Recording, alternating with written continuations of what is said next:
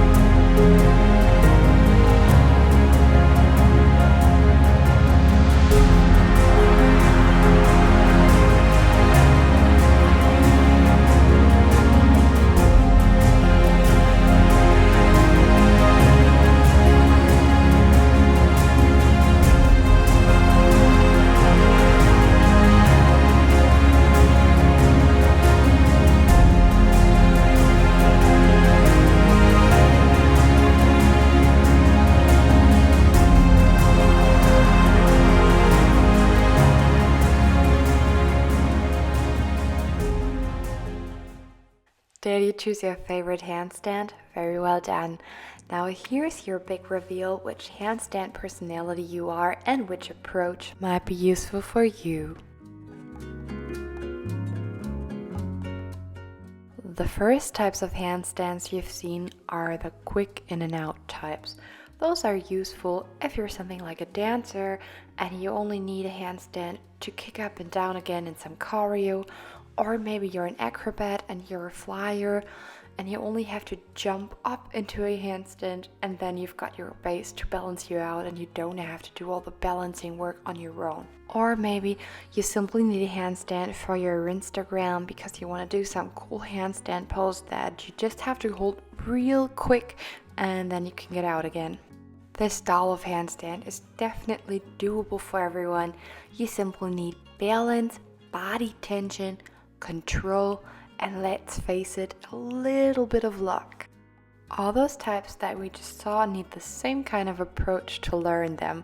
So if you're first starting out to learn a handstand at all, those are a great choice. And from here, you can still build up and learn anything that you want.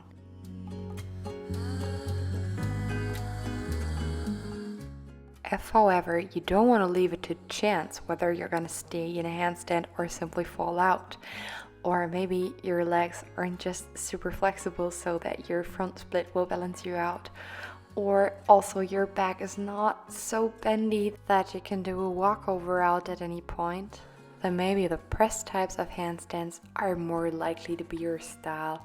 The approach to learning the press handstands is completely different from the approach of learning the balance type of handstands. Press handstands do require a good amount of actual strength, technical skills, and to be completely honest with you, ultimately it comes down to willpower if you want to get it, but have never done anything similar before. So if you've never done any kind of sports before, this is going to be a piece of work, but we can still do this together.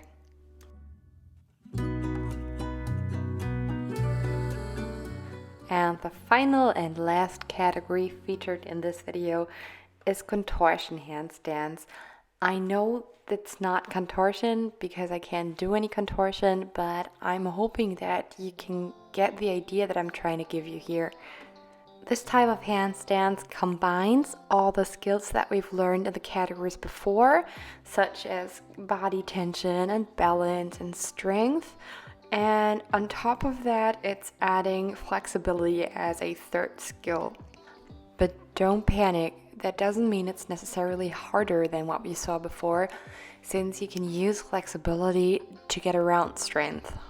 If you do, for example, have quite a fair amount of flexibility in your straddle pike, there's a loophole for you that's not going to cost you half as much strength to press up into a handstand if you simply jam your legs behind your arms.